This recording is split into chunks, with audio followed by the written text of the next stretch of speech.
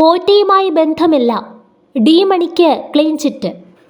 Sabarimala സ്വർണ്ണക്കൊള്ളക്കേസിൽ D മണിക്ക് clean chit നൽകി പ്രത്യേക അന്വേഷണ സംഘം. ഹൈക്കോടതിയിൽ സമർപ്പിച്ച റിപ്പോർട്ടിലാണ് സംശയകരമായ ഒന്നും കണ്ടെത്താൻ കഴിഞ്ഞില്ലെന്ന് പറയുന്നത്. ഡിണ്ടിഗൽ സ്വദേശിയായ മണിയെ 2 വട്ടം SIT ചോദ്യം ചെയ്തിരുന്നു. തമിഴ്നാട്ടിലെയും തിരുവനന്തപുരത്തെ ഈഞ്ചക്കലിലെ ഓഫീസിലേക്ക് വിളിച്ചു വരുത്തിയും ചോദ്യം ചെയ്തെങ്കിലും സംശയകരമായ ഒന്നും കണ്ടെത്താനായില്ലെന്ന് SIT പറയുന്നു. ഡി മണിയെ തമിഴ്നാട്ടിലെ ഡിണ്ടിഗലിലെത്തി അന്വേഷണ സംഘം ചോദ്യം ചെയ്തിരുന്നു. ഡി മണിയുടെ വീട്ടിലും ഓഫീസുകളിലും SIT പരിശോധന നടത്തി.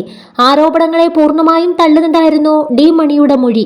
വിഗ്രഹക്കടത്തിൽ പങ്കില്ലെന്നും ഉണ്ണികൃഷ്ണൻ പോറ്റിയുമായി ഒരു ബന്ധവുമില്ലെന്നുമാണ് മണി മൊഴി നൽകിയിരുന്നത്.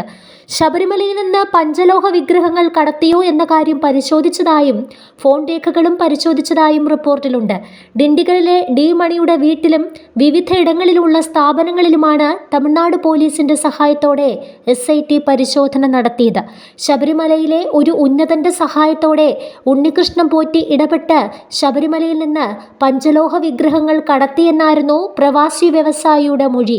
രമേശ് ചെന്നിത്തല ഉന്നയിച്ച ആരോപണത്തെ തുടർന്നായിരുന്നു അന്വേഷണം. കേസുമായി തനിക്ക് യാതൊരു ബന്ധവുമില്ലെന്നും ജീവിതത്തിൽ 2 തവണ മാത്രമേ തിരുവനന്തപുരത്ത് വന്നിട്ടുള്ളൂവെന്നും വികാരാധീനനായി ഡി മണി പറഞ്ഞിരുന്നു.